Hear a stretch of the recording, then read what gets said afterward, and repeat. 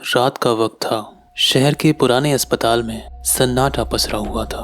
यह अस्पताल वर्षों से अपनी रहस्यमय घटनाओं के कारण चर्चा में था। यहाँ की आखिरी मंजिल पर जाने से लोग कतराते थे, कहते थे कि यहाँ कुछ ऐसा है जो समझ पाना मुश्किल है। नीना एक नई नई नर्स थी। अभी हाल ही में उसकी अस्पताल में जॉब लगी थी। उसे इस मंजिल पर ड्यूटी करने की जिम्मेदारी सौंपी गई थी। नीना ने इन कहानियों पर ज्यादा ध्यान नहीं दिया, लेकिन कुछ अजीब उसने जरूर महसूस किया था। रात की ड्यूटी का पहला दिन था और उसे आखिरी मंजिल के एक पुराने वार्ड में अकेले रहना था। अचानक ठंडी हवा का एक झोंका कमरे में आया। खिड़कियां तो बंद थी, फिर भी हवा जाने कहां से आ रही थी ये समझ पाना मुश्किल था। जैसे ही वो उठी, उसे लगा कि पीछे से किसी ने उसका नाम पुकारा है। उसने पलट कर देखा, पर वहाँ कोई नहीं था। अचानक वार्ड के कोने में धीमी धीमी रोने की आवाज आने लगी। नीना का दिल जोर जोर से धड़कने लगा। उसने हिम्मत जुटाकर उस दिशा में देखा। वहाँ एक लड़की का धुंधला सा चेहरा दिखाई दिया जो बेड के पास बैठी थी।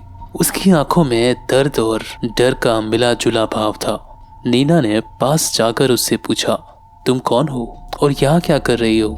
उस लड़की ने धीरे से नीना की तरफ देखा और कहा, मुझे यहाँ से बाहर निकालो, वो मेरे साथ बहुत बुरा कर रहे हैं। नीना के शरीर में सिहरन दौड़ गई। उसने सोचा कि ये लड़की कौन हो सकती है और इतनी रात में ये यहाँ आई कैसे?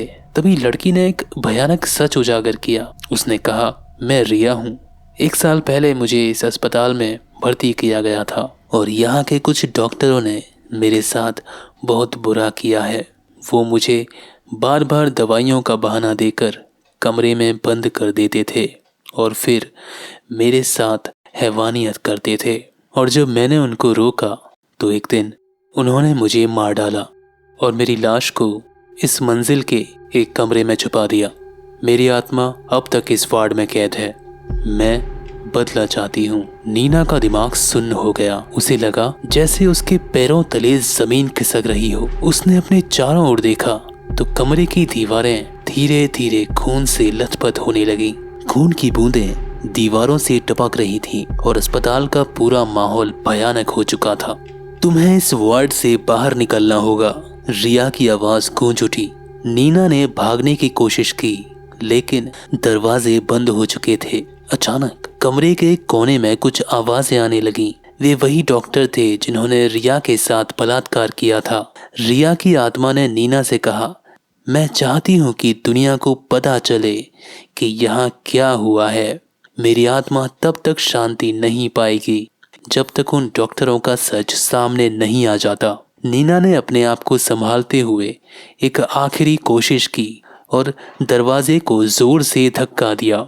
दरवाजा अचानक खुल गया और नीना चीखते हुए अस्पताल के स्टाफ रूम की ओर दौड़ी। वो पसीने से लथपथ हो चुकी थी और उसकी आवाज बहुत जोर से कांप रही थी। उसने सबको बताया कि उस हॉस्पिटल की आखिरी मंजिल पर क्या हुआ था, लेकिन कोई उसकी बात पर विश्वास करने को तैयार नहीं था। अगली सुबह नीना ने खुद रिया के मामले की जांच करने की ठान ली। उसने पुराने रिकॉर्ड्स खंगालने की कोशिश की और उसको जो मिला वो देखकर उसका दिल दहल गया। रिया सच में उस अस्पताल में 1 साल पहले भर्ती हुई थी और उसके अस्पताल से लापता होने की घटना को अस्पताल के प्रशासन ने छुपा दिया था। नीना ने ये सब सबूत पुलिस को सौंप दिए और आखिर सच्चाई सामने आई, जिससे हॉस्पिटल की आखिरी मंजिल के डॉक्टरों की हैवानियत का पर्दाफाश हो गया। लेकिन रिया की आत्मा आज भी उस मंजिल पर भटक रही थी।